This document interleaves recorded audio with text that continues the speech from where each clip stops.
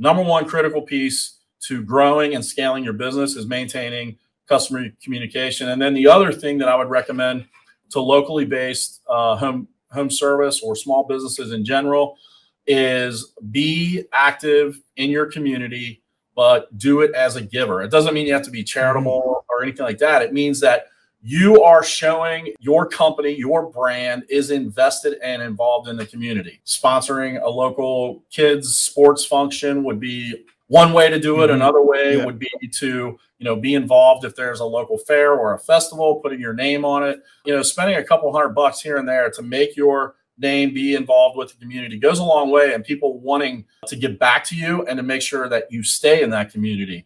Focusing on those two things, previous customers, community involvement, can help you in ways that aren't able to be always looked at from an ROI perspective, but it is looked at in a way of goodwill and value.